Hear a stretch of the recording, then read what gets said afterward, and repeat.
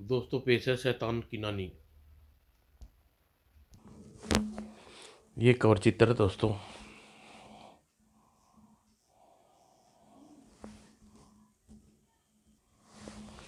दोस्तों अपने हाथी के अंडे में पड़ा,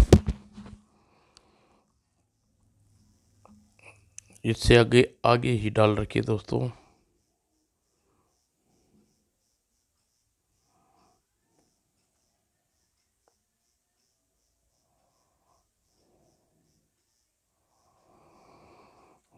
यहाँ तक कि कॉमिक्स आप हाथी के अंडे में पढ़ सकते हैं।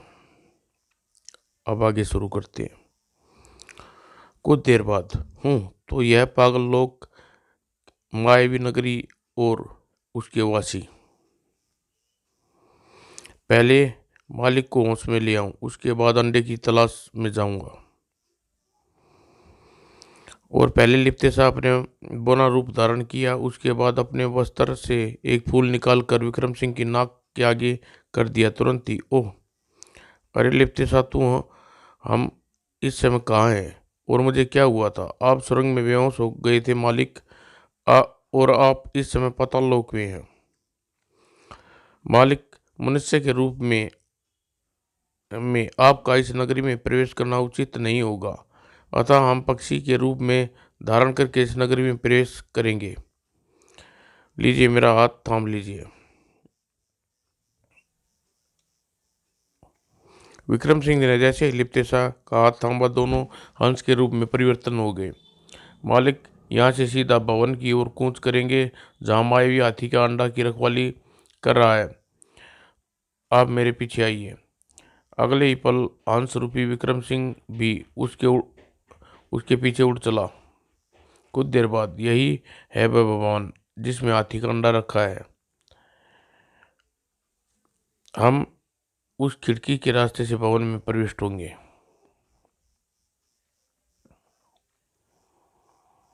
और जैसे ही वे भीतर प्रविष्ट हुए, चीची चीची, लगता है मायावी हाथी के अंडे का हमारे आगमन का पता लग गया है।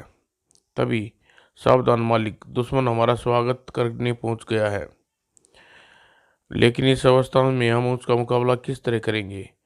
आइए नीचे उतरकर हम अपना असली रूप में आ जाएं। और फर्श पर उतरते दोनों असली रूप में आ गए। सावधान मालिक, यह साधारण पक्षी नहीं, मायावी हैं। चचाक, फर्श पर गिरकर वह पक्षी राक्षस के रूप में बदल गया। अबे चोर कहीं के, गिरगिट, गिरहट, तू कहाँ जाता है? चीची। और जैसे ही वह पक्षी मृत होकर फर्श पर गिरा, वह भी एक भयानक राक्षस के रूप में परिवर्तन हो गया। देखो मालिक, ये है ना मायावी राक्षस। तभी, अब मैं तुम दोनों को जिंदा नहीं छोड़ूंगा। ही प्यारे भाई, हमारे अ, यदि तुम्हें अपनी दूसरी बहन की जरा भी लगाव है तो मेरी नेक सलाह है कि तुम मेरे मालिक के नेक कार्य में टांग अड़ाने की कोशिश मत करो। अरे ठहर चूहे के बच्चे, मैं तुझे तेरे मालिक को आज मजा चखाता हूँ। और अगले ही पल राक्षस के हाथ से एक बड़ा फरसा चमकने लगा। हाँ, अब कर अपने देवता को याद। हम तो कर ही रहे हैं। तूने, लूले भाई, तुम भी शैतान की नानी की आखिरी बार याद कर ले, वरना तुम्हारे हाथ में लिपटा अजगर तुम्हें दोबारा सांस लेने का मौका नहीं देगा। हैं? फरसे की जगह मेरे हाथ में अजगर कहाँ से आ गया? ही, उससे छुटकारा पाने से अब तुम बच नहीं पाओगे। लूले भाई, जरा अपने पैरों की ओर भी देखो। अरे बाप रे, हाय मर गया, बचाओ। चलिए मालिक, अब यहाँ समय बर्बाद न कीजिए, मायावी हाथी के अंडे की खोज करते हैं। तभी, बचाओ बचाओ, शैतान की नानी, मेरे प्राणों की रक्षा करो, दुश्मन मायावी भवन में घुसाया है। उधर मायावी नगरी के एक भवन में शैतान की नानी गहरी निंद्रा में सोई हुई थी। शैतान की नानी, मेरे प्राणों की रक्षा करो, दोस्त दुश्मन मायावी नगरी में घुसाया है। ओह, इसका मतलब यह हुआ कि कोई बाहरी दुश्मन मेरे मायावी हाथी के अंडे को प्राप्त करना यहाँ आ पहुंचा। कौन हो सकता है वह? अगले ही पल, सुकोड़ा सुकोड़ा तुरंत हाजिर हो, तुरंत। सेवक हाजिर है, मेरे लिया गया, तुरंत मेरे जादुई दर्पण लेकर आओ।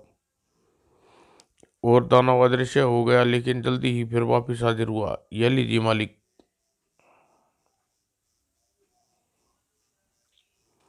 ये मेरे जादुई दर्पण मेरे मायावी भवन का दृश्य दिखा।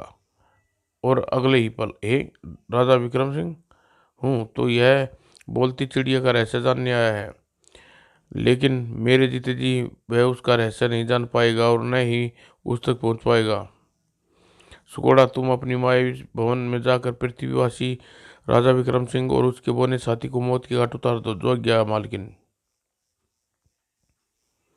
ध्यान रहे मेरे मायावी हाथी के बाल विवाह का ना हो पाए। ऐसा ही होगा मालकिन, कहकर अदृश्य हो गया सुकोड़ा। सुकोड़ा दृश्य हो गया उधर मायावी भवन में।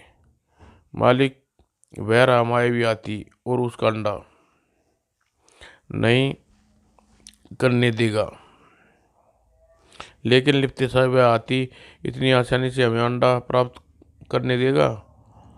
नहीं करने देगा। अपने प्राणों से हाथ धोने पड़ेंगे। चलिए भीतर। ठीक है। लेकिन जैसे ही दोनों भीतर प्रवेश हुए, एक खबरदार, जाओ वहीं रुक जाओ, वरना दोनों प्राण से हाथ धो बैठोगे। और हम तुम से पहली और आखिरी चेतावनी देते हैं, तुम हमारे मार्ग में रुकावट बनने की चेष्टा मत करो, अन्यथा चुपचाप अंडा हमारे हवाले कर दो।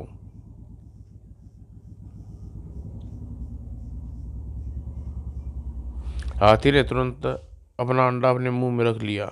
ओह, उसने तो अंडा सटक लिया। अब वह उसके मुंह से अंडा बाहर कैसे निकाले?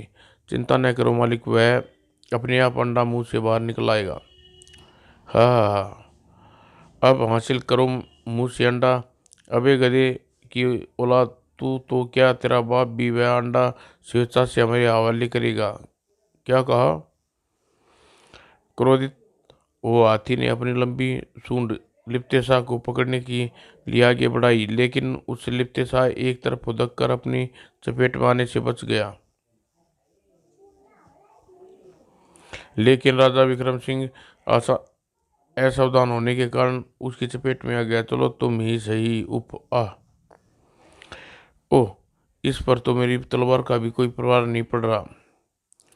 शायद अब मुझे निकलने जा रहा है।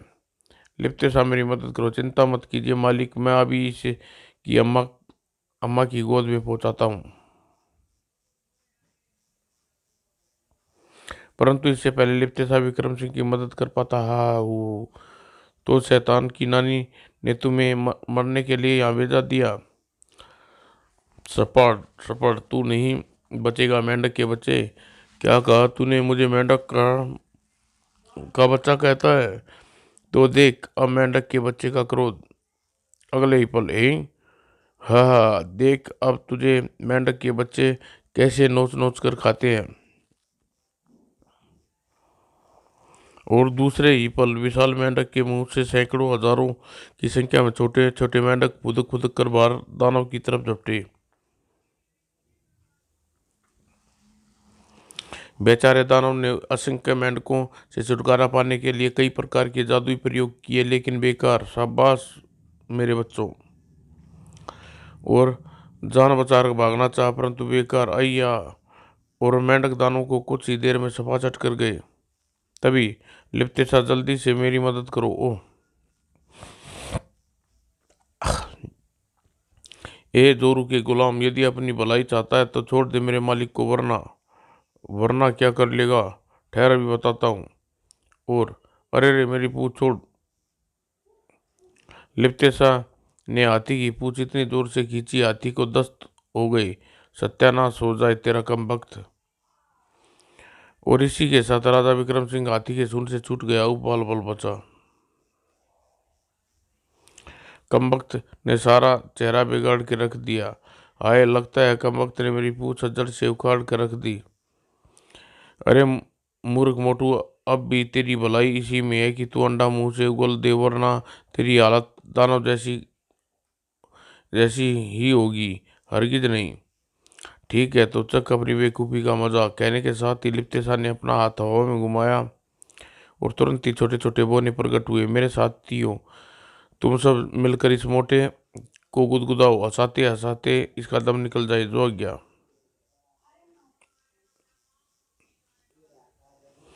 अगले ही पल सभी बोने हाथी के शरीर पर चप्पे चप्पे पर सवार हो गए और उनके आग में गुदगुदी करने लगी।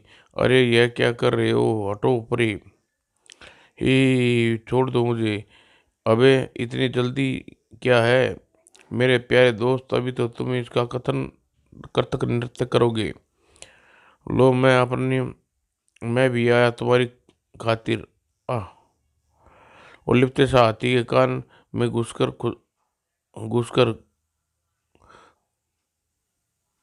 लगा उसे भयानक गुदगुदी करने।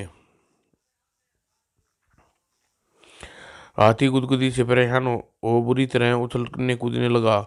बोल मोटे, अंडा देगा या नहीं? हरगिज नहीं। चिर दी। बस करो मेरे बाप, बस करो, वरना मैं हंसते हंसते मर जाऊंगा। अब तो यह खेल तभी खत्म होगा जब शैतान की नानी के बच्चे तुम अंडा देने के लिए तैयार हो जाएगा। यदि मैंने अंडा तुम्हारे हवाले कर दिया तो शैतान की नानी मुझे जिंदा नहीं छोड़ेगी।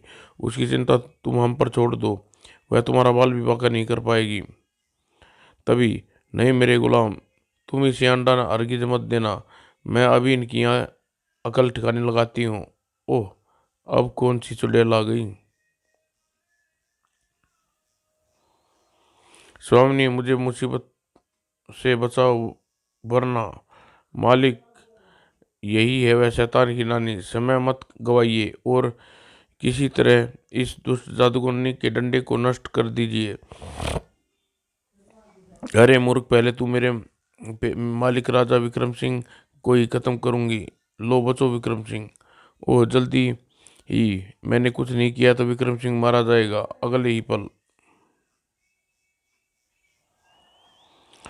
विक्रम सिंह अपनी तलवार का वार जादुई डंडे पर किया कड़ाक, और इससे पहले ही जादुई डंडा राजा विक्रम सिंह तक पहुंच पाता, लिपटे सा उस पर के ऊपर पहुंच गया।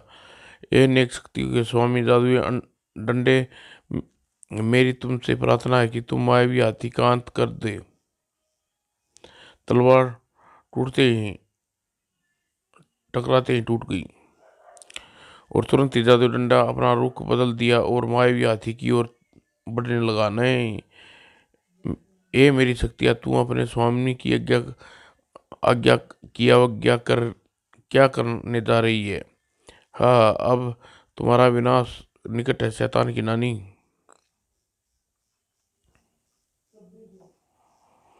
शैतान की नानी मेरी रक्षा कर, लेकिन इससे पहले शैतान की नानी कुछ कर पाती आई और तुरंत ही हाथी मृत होकर फर्श पर लुढ़क गया। नहीं मालकिन, जल्दी से मेरे मुंह से अंडा निकाल लीजिए। नहीं। क्रोधित हो शैतान की नानी लिपटे शाह की ओर बढ़ी। मैं तुझे जिंदा नहीं छोड़ूंगी और कच्चा चबा जाऊंगी। और इससे पहले लिपटे शाह अपने बचाव का उपाय करता शैतान की नानी विशाल मकड़ी के रूप में धारण कर लिया और लिपटे साहब को दबोच लिया। मालिक जल्दी से अंडा हासिल कीजिए, वह जादूगरनी का मुकाबला करने में असमर्थ हूँ। मेरी शक्तियाँ अपने आगे असमर्थ है। बस एक क्षण। सिद्धि। राजन, अंडा मेरे हवाले है, कर दो, वरना तुम्हारे सेवक की बोटी उधेड़ दूंगी। नहीं मालिक, आप इसकी धमकी पर मत जाइए। यह अंडे को फोड़ दीजिए, यह समाप्त हो जाएगी। और विक्रम सिंह ने जैसे ही अंडे को फर्श को पटकना चाहा, नहीं नहीं, ऐसा गजब मत करना। यदि मैं मर गई तो तुम्हें बोलती चिड़िया का को हासिल नहीं कर पाओगे। ओह, कह तो यह ठीक ही रही है, लेकिन फिर कुछ सोचने के बाद, सुनो शैतान की नानी, यदि तुम जीना चाहती हो तो मेरे सेवक को छोड़ दो, मुझे मंजूर है। मकड़ी लिपटे सांस को मुक्त कर दिया, अपने असली रूप में आ गई। अब हमें बोलती चिड़िया के बारे में बताओ। नहीं राजन, मैं तुम्हें उस बारे में कुछ नहीं बताने में असमर्थ हूँ।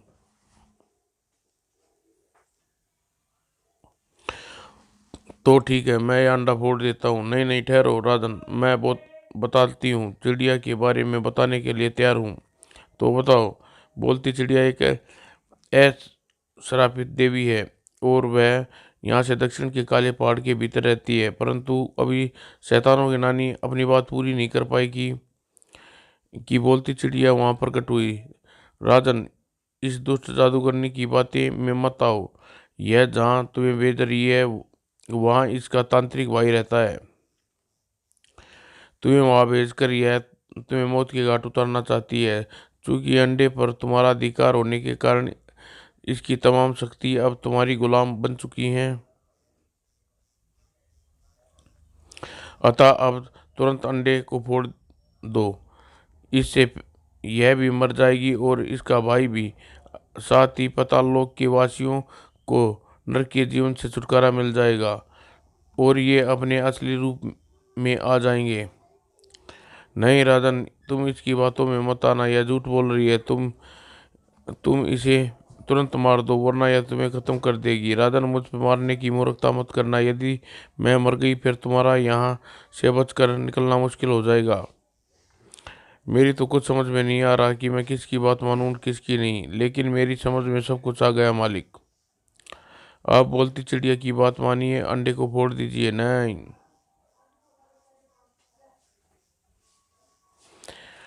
मैं तुम्हें ऐसा हरगिज नहीं करने दूंगी। लाओ अंडा मेरे हवाले कर दो। मालिक, जल्दी अंडा फेंक दीजिए। और इससे पहले शैतान की नानी अंडे हासिल कर पाती, राजा विक्रम सिंह ने अंडे को फर्श पर पटक दिया। अंडा फूटते ही शैतान की नानी की चीख पूरे पाताल लोग कांप उठा। पलक झपकते ही शैतान की नानी जलकर धुएं में परिवर्तित हो गई और देखते ही देखते धुआं साफ हो गया। धुआं साफ होती ही राजा विक्रम सिंह और लिपटे शाह बोलती चिड़िया के स्थान पर एक अद्भुत सुंदरी खड़ी दिखाई दी। राजा विक्रम सिंह न नागरानी का अभिवादन स्वीकार कीजिए। नागरानी, आप कौन है देवी, और यह सब क्या चक्कर है? कृपया हमें साफ साफ बताइए। तो सुनिए राजा, नागलोक की देवी हेमवती हूँ। आज से वर्षों पहले शैतान की नानी कई बार हमारे लोक पर आक्रमण करने, उसे अपना राज कायम करने की कोशिश की, लेकिन हर बार मुंह की खानी पड़ी। उसके बार बार आक्रमण को देखते हुए मैंने मायावी नगरी पर आक्रमण आक्रमण किया, ताकि हमेशा हमेशा के लिए दुश्मन का सफाया हो जाए। लेकिन उस युद्ध में केवल मेरे तमाम सैनिक मारे गए अथवा पकड़े गए। बल्कि शैतान की नानी ने मुझे भी बंदी बना लिया। हाँ हाँ, माया नगरी, अब माया रानी, अब तेरा असर करूंगी कि तू न जीने लायक रहेगी न मरने लायक। और मुझे पक्षी बनाकर एक कमरे में बंद कर दिया। अब तू अपनी बाकी जिंदगी यहीं पूरी करेगी। लेकिन एक बार मुझे मौका मिला, मैं उसकी कैद से भागी और अपने देश में मदद मांगने के लिए पहुंची। लेकिन मैं जिस किसी देश में जाती, शैतान की नानी चलाक रानी नानी मुझे जादुई शक्ति से कुछ ऐसा गुल खिलाती कि मैं तब वहाँ तबाही मच जाती। और इस कारण लोग मुझे ऐसा समझने लगे और मुझे मारने की कोशिश के साथ साथ यह भी उपाय करने लगे कि मैं उनके राज्य में प्रवेश न कर पाऊँ। यही वह शैतानी चाहती थी, शैतान की नानी। लेकिन मैं इस लेकिन मैं भी इस कोशिशों में लगी रही कि कोई बहादुर इंसान मेरी खोज में निकले और मेरी असलियत जानकर शैतान की नानी का खात्मा कर दे। अतः अ- मैं अपने प्रयास प्रयास से यह संभव हो गया और शैतान की नानी अपनी दुष्टता की सजा पा गई। परंतु जिस राक्षस ने हमें मायावी नगरी का मार्ग बताया था, उसने कहा था हमें कुछ और ही बताया उसने तो हमें कुछ और ही बात बताई थी। मैं समझ गई, वह शैतान भी नानी का एक दुष्ट सेवक था, परंतु आज वह मेरे हाथों मरेगा। आइए अब बाहर चले। और जब मायावी भवन से बाहर निकले तो समस्त नगरवासी जो अपने असली रूप में लौट आए थे और जय जयकार कर उठे। राजा विक्रम सिंह जिंदाबाद अमर रहे। वह के नगरवासियों को विदा लेकर वह राजा विक्रम सिंह, नागरानी व लिप्ते शाह मायावी नगरी के बाहर निकले। उन्हें सुबह कर राक्षस को अपना इंतजार करते पाया। अरे ये तो सही सलामत वापस आ गया, लेकिन इसके साथ यह पूर्ण सुंदरी कौन है? कुछ भी हो, जैसे भी हो, यह सुंदरी को मैं अपनी पत्नी बनाऊंगा। तभी नागरानी के नेत्रों से तीव्र ज्योति निकली। हाय मर गया। और जब राक्षस जलकर भस्म हो गया। अब मुझे आज्ञा दो राजन, मेरे देववासी वर्षों से मेरे वापस आने की बाट जो रहे हैं, लेकिन मालिक मुझे आज्ञा दीजिए, मेरा भी कर्तव्य पूरा हो गया। मैं भी जल्द से जल्द अपने देश पहुंचना चाहता हूँ। पता नहीं वहाँ क्या हाल होगा, इसलिए विदा। वैसे तुम दोनों मुझे हमेशा याद रहोगे। इस तरह तीनों एक दूसरे से विदा होकर अपने अपने मार्ग पर रवाना हो गए। जब राजा विक्रम सिंह अपने देश पहुंचा तो उसका देश वर्षा से सुरक्षित हो चुका था। प्रजा प्रसन्न थी। सेनापति बोलती चिड़िया की खोज में असफल होकर वापस लौट चुके थे। प्रजा और दरबारियों ने राजा का सुकुशल लौटते देख भव्य स्वागत किया। महाराज विक्रम सिंह जिंदाबाद अमर रहे। समाप्त दोस्तों।